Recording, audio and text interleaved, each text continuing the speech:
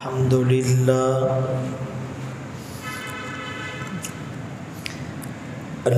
لله وكفى والصلاة والسلام على من لا نبي بعده أما بعد فأعوذ بالله من الشيطان الرجيم بسم الله الرحمن الرحيم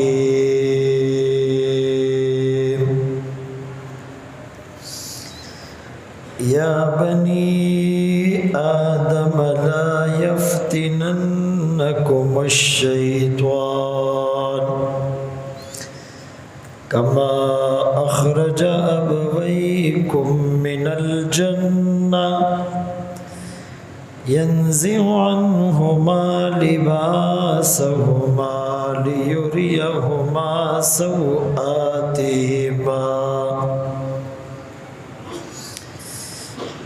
وقال النبي صلى الله عليه وسلم الحياء شعبة من الإيمان أو كما قال عليه الصلاة والسلام صدق الله مولانا العظيم وصدق رسوله النبي الأمي الهاشمي المدني الكريم ونحن على ذلك لمن الشاهدين والشاكرين والحمد لله رب العالمين.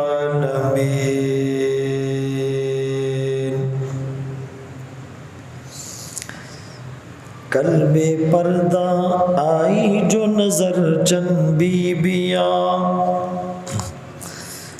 اکبر غیرت قومی سے زمین میں گڑ گیا پوچھا جو ان سے تمہارا پردہ کیا ہوا کہنے لگی عقل پہ مردوں کے پڑ گیا یہاں ایسے رہے کہ ویسے رہے وہاں دیکھنا ہے کہ کیسے رہے. واجب الاحترام عزیزان گرامی، آپ کے سامنے قرآن کریم فرقان مجید کی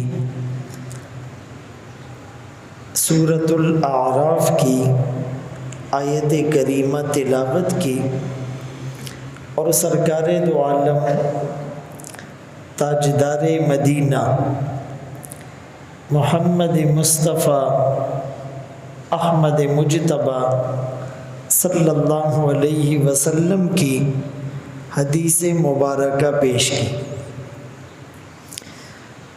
چونکہ 8 مارچ کو عورت مارچ کے نام پر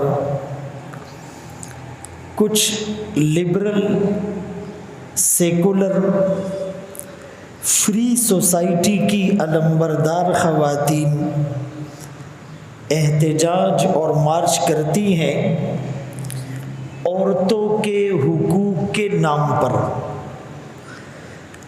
آزادی نسواں کے عنوان پر، انسانی حقوق اور ہیومن رائٹس کے عنوان پر.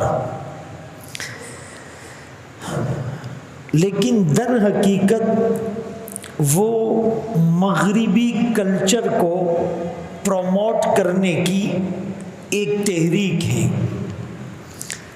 اسلام اور مشرقی اقدار کے وہ سراسر خلاف ہے۔ اسلام کا فوکس حیا اور پاک دامنی ہے۔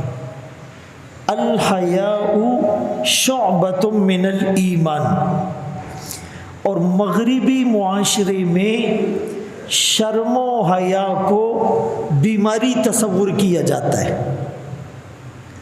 شائنیس از اے سکنس، کہ اگر کوئی بچہ شرمیلا ہوتا ہے، اگر کوئی مرد کسی عورت سے آنکھ ملا کر بات نہیں کرتا، کوئی عورت اگر بہت زیادہ بے حیائی نہیں کرتی تو مغربی معاشرے میں اس کو بیمار سمجھا جاتا ہے۔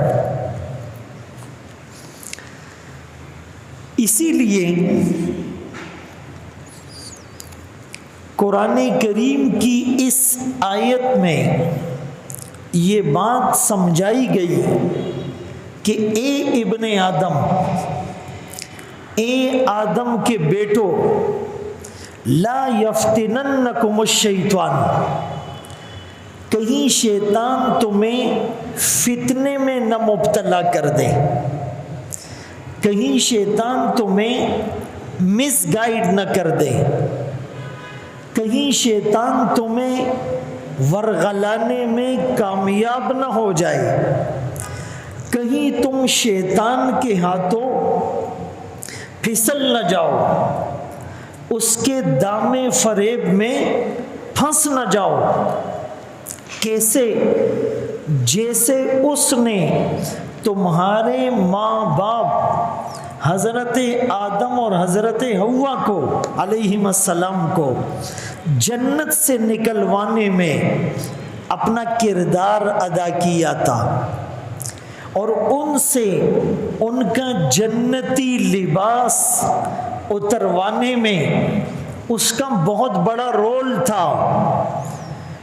تو اس کی اور اس کے چیلوں کی یہ کوشش ہے کہ وہ تم سے بھی تمہارا لباس، تمہاری حیا کی چادر اتروا دے، تقوی کا لباس تمہارے ہاتھوں سے سلب ہو جائے۔ گویا کہ یوں بھی کہا جا سکتا ہے کہ شیطان کا سب سے پہلا وار انسان کی حیا، اس کی عفت، اس کی پاک دامنی، اس کا ستر، اس کی پاکیزگی، اس کا پردہ اس سے چھین لینا ہے۔ اور قرآن کریم کی ایک آیت میں یوں بھی ہے کہ جب ان سے کہا جاتا کہ تم بیت اللہ کا ننگا طواف نہیں کرو، تو وہ دو ریزنز پیش کرتے تھے۔ ایک جواب یہ دیتے کہ ہم نے اپنے آباء و اجداد کو یوں کرتے ہوئے دیکھا ہے، جو ہمارے ماں باپ نے، ہمارے آباء و اجداد نے، ہمارے بڑوں نے کیا، ہم بھی ویسے کریں گے۔ یعنی کوئی دلیل نہیں تھی۔ اور دوسرا جواب یہ دیتے نعوذ باللہ کہ اللہ نے ہمیں اس طرح حکم دیا، اپنی طرف سے اختراع کر کے اللہ کی طرف منسوب کر دیتے۔ تو مغربی تہذیب حقیقت میں زمانہ جاہلیت کی عکاس ہے۔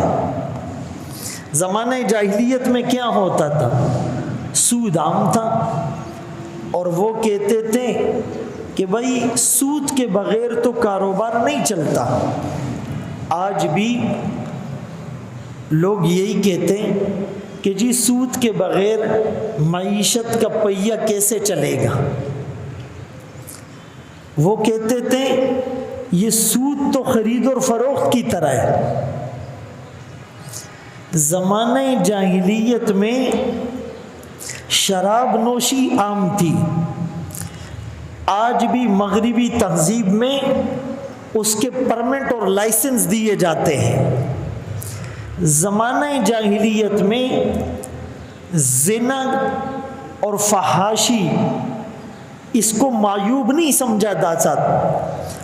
آج بھی مغربی معاشرے میں جسم فروشی کا دھندا قانونی شکل اختیار کر گیا ہے، ان کو لائسنس ملتے ہیں، ان کو پرمیشن ملتی ہے۔ زمانہ جاہلیت میں سٹا اور جوا یہ جائز تھا، آج بھی مغربی معاشرے میں کسینو اور اس ٹائپ کے بڑے بڑے مراکز قائم ہیں۔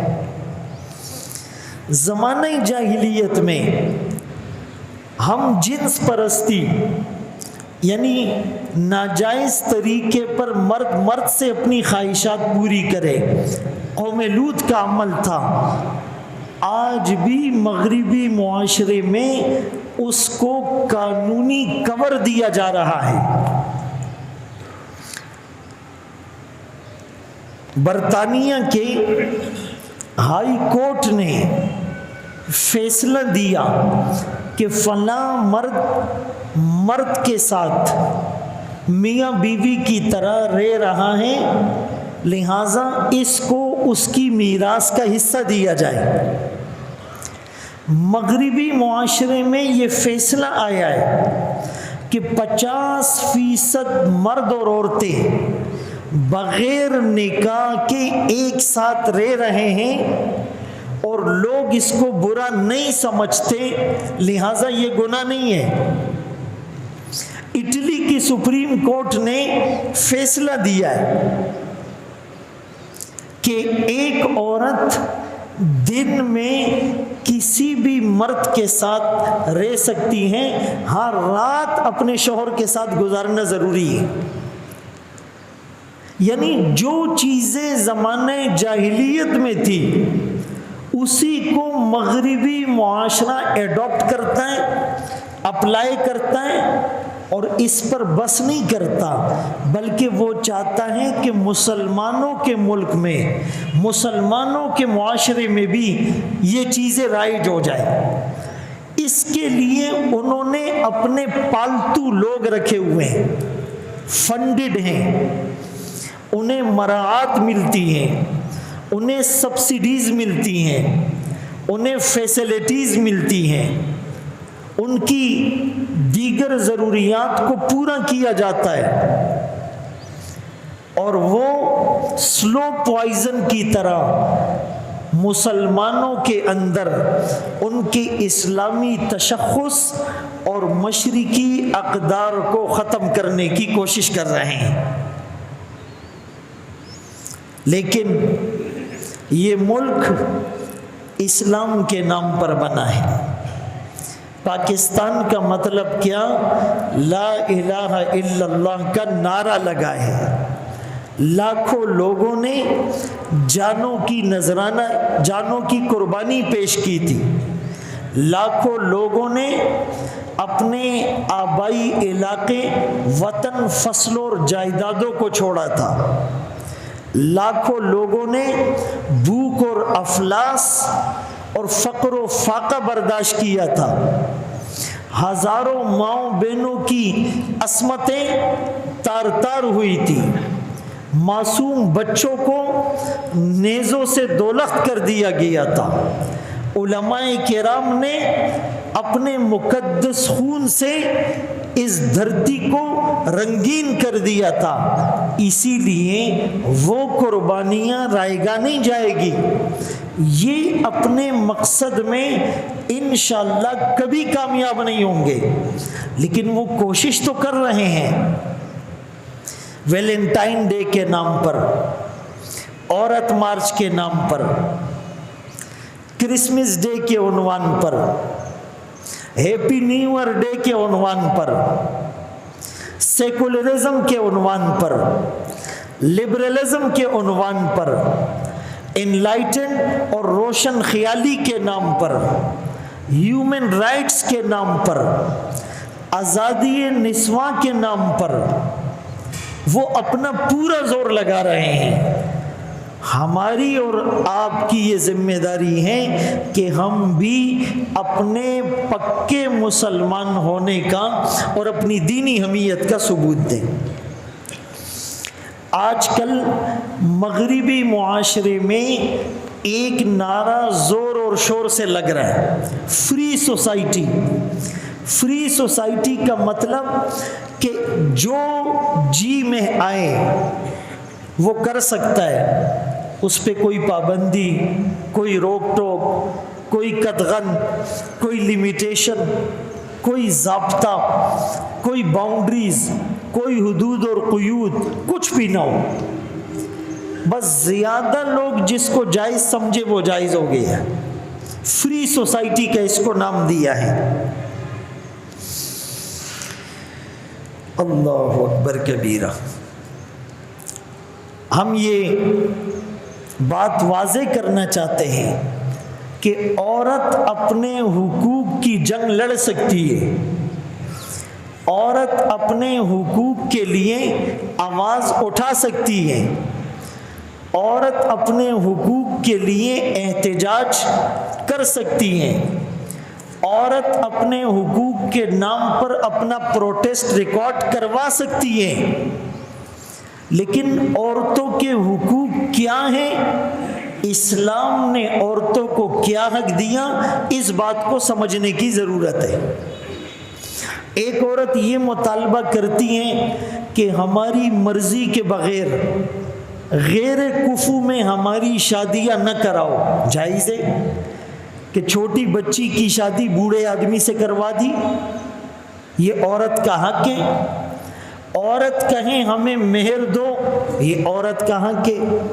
عورت کہیں ہمیں میراث میں حصہ دو، یہ عورت کا حق ہے۔ عورت کہیں مجھے رہائش اور نان نفقہ دو، یہ عورت کا حق ہے۔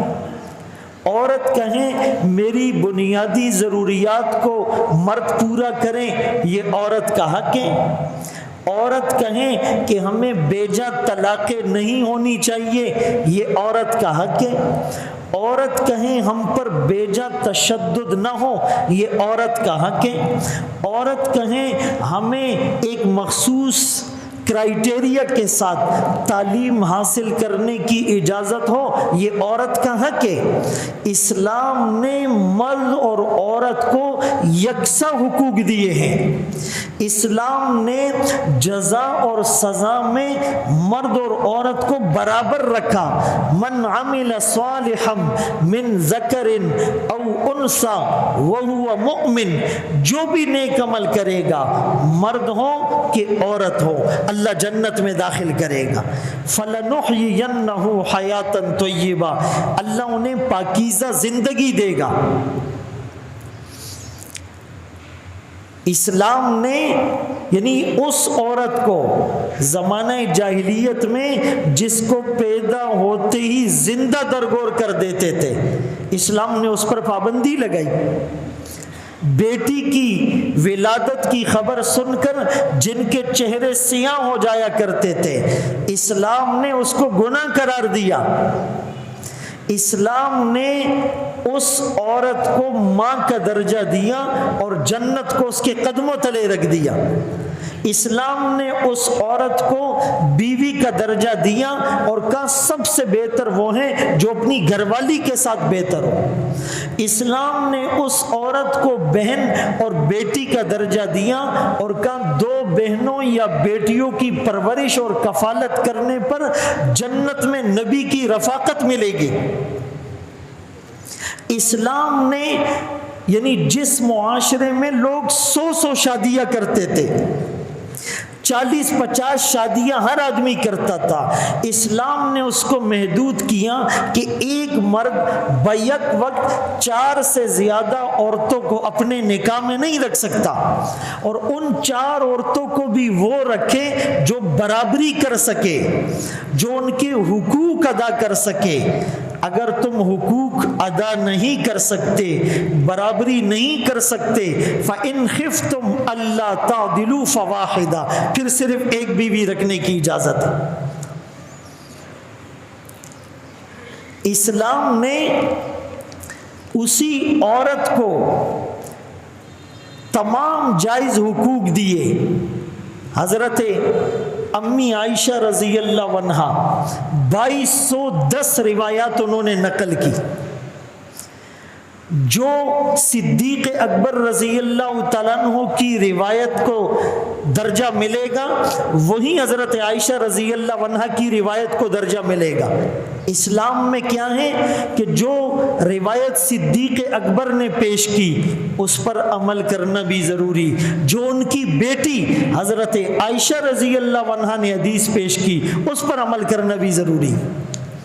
ام سلمہ رضی اللہ عنہا اور حضرت عائشہ رضی اللہ عنہا فتوے دیا کرتی تھی۔ الوفا فی اخبار النساء ایک کتاب ہے، 8000 عورتوں کا تذکرہ ہے جن کو ہزاروں حدیثیں یاد تھی۔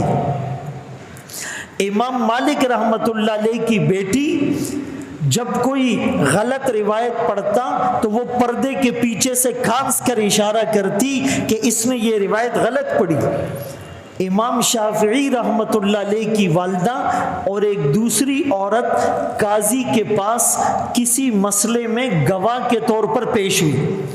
قاضی نے کہا میں دونوں سے الگ الگ گواہی سنوں گا۔ امام شافعی رحمۃ اللہ علیہ کی والدہ نے کہا تم قرآن کے خلاف نہیں کر سکتے، قرآن میں یہ ہے 2 عورتیں مل کر گواہی دے گی، اس لیے کہ اگر ایک بھول جائے تو دوسری اس کو یاد دلائے گی، تم الگ گواہی نہیں لے سکتے۔ حضرت عمر رضی اللہ عنہ نے مسجد نبوی میں خطبہ دیا کہ جی عورتیں اپنا مہر بہت زیادہ مقرر کر رہی ہیں، اس لیے آج کے بعد کسی شادی میں مہر 400 درہم سے زیادہ نہیں ہوگا، پابندی لگا دی، کسی نے چون چرا تک نہیں کی۔ آپ مسجد سے باہر نکلیں، حضرت خولہ رضی اللہ عنہا صحابیہ ہیں، بوڑھی ہیں، آ کر حضرت عمر کا راستہ روکا، کہ میں نے سنا ہے آپ نے 400 درہم سے زیادہ مہر رکھنے پر پابندی عائد کی۔ حضرت عمر رضی اللہ عنہ امیر المومنین تھے، کہنے لگے ہاں میں نے پابندی عائد کی۔ حضرت خولہ رضی اللہ عنہ کہنے لگی تم کون ہوتے ہو پابندی لگانے والے، قرآن میں تو اللہ نے اختیار دیا ہے۔ حضرت عمر رضی اللہ عنہ حیران ہو کر کہنے لگے کیسے؟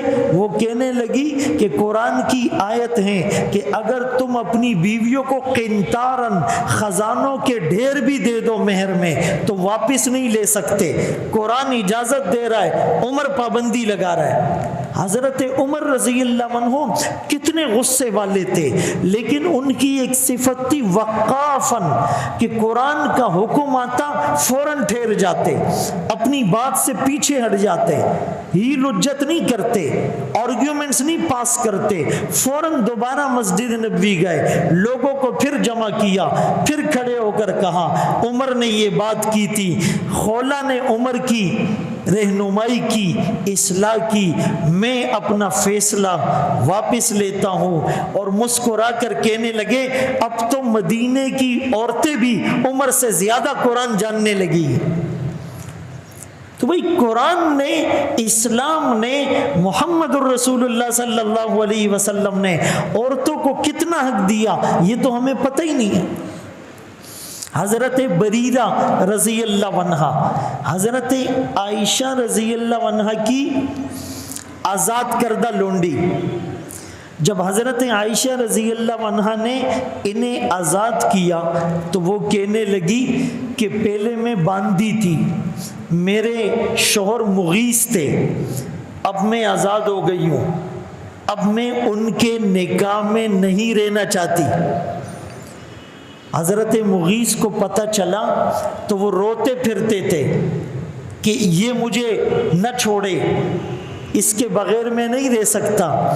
رسول اللہ صلی اللہ علیہ وسلم کی خدمت میں گئے کہ آپ بریدہ کو سمجھائیں کہ وہ مجھ سے علیحدگی اختیار نہ کرے۔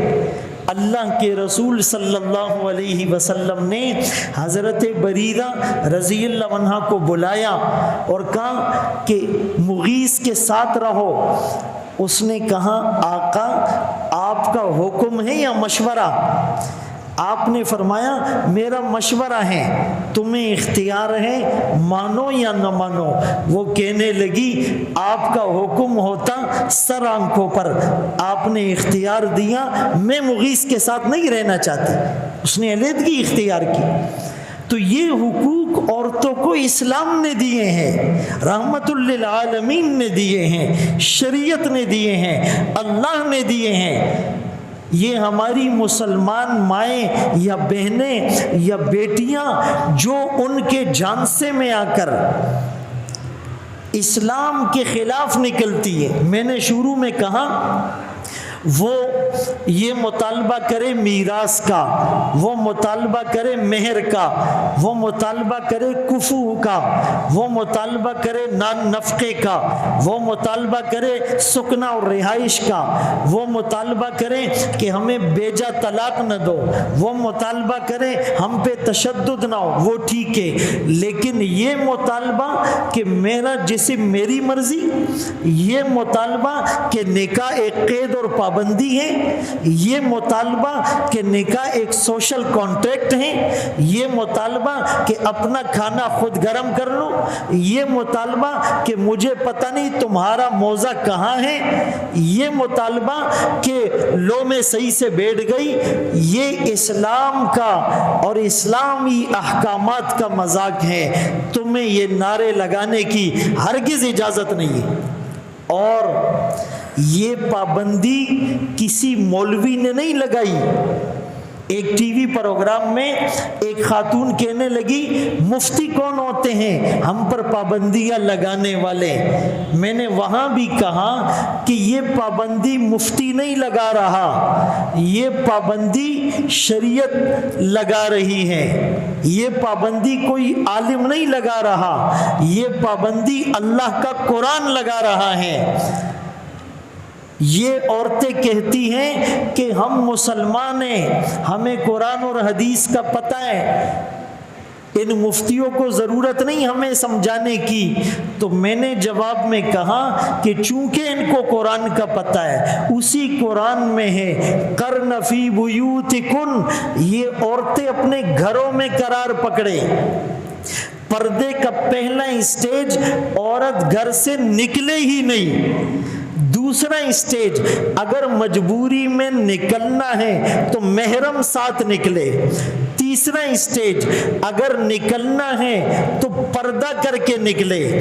ولا تبرجنا تبرج الجاہلیت الاولی، زمانہ جاہلیت کی طرح بناؤ سنگار کر کے نہ نکلے، خوشبو لگا کر نہ نکلے، کھلے بالوں اور کھلے سینے کے ساتھ نہ نکلے۔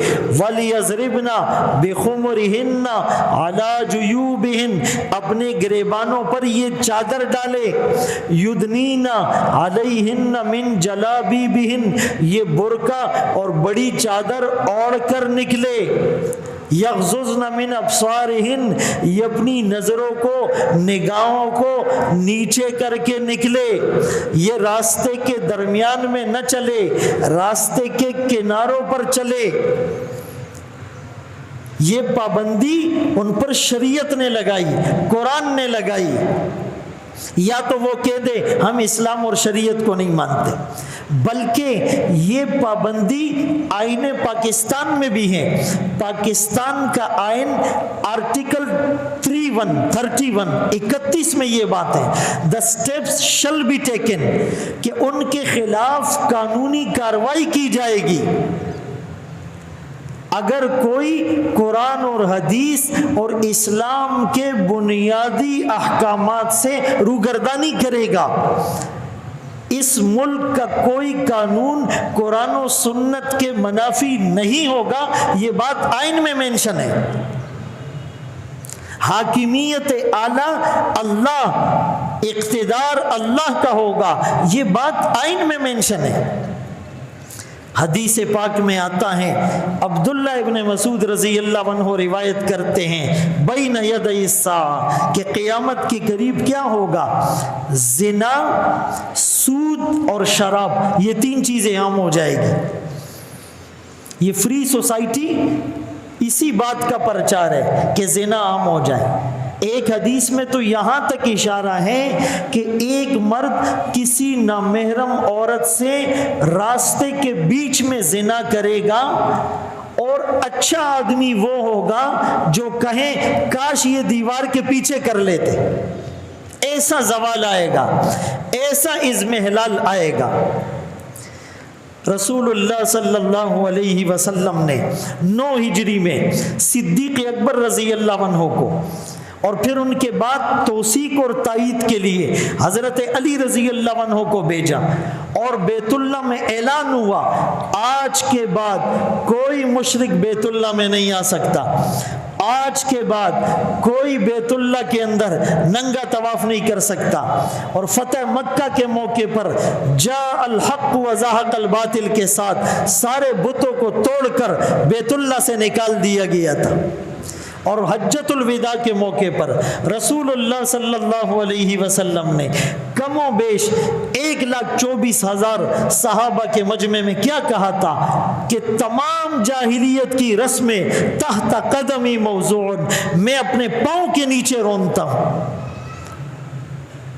الیوم اکملت لکم دینکم واتممت علیکم نعمتی ورضیت لکم الاسلام دینا، آج کے دن میں نے تمہارے لیے تمہارا دین مکمل کر دیا، تم پر اپنی نعمتیں تام کر دی، اسلام کو تمہارے لیے بطور دین کے پسند کر لیا۔ اسی لیے قرآن کریم کی ان آیات میں اللہ پابندی لگا رہا ہے، اللہ کا رسول پابندی لگا رہا ہے، اسلام پابندی لگا رہا ہے، قرآن پابندی لگا رہا ہے، شریعت مطہرہ پابندی لگا رہی ہے۔ علماء تو صرف بتا رہے ہیں، ہم پابندی لگا نہیں رہے، ہم پابندیاں بتا رہے ہیں۔ اللہ تعالیٰ نے حرم ربی الفواحش، تمام بے حیائی کے کاموں کو میرے رب نے حرام کر دیا، ما ظہر منہا وما بطن، جو ظاہری ہیں اور جو باطنی ہیں، سب کو حرام کر دیا تھا۔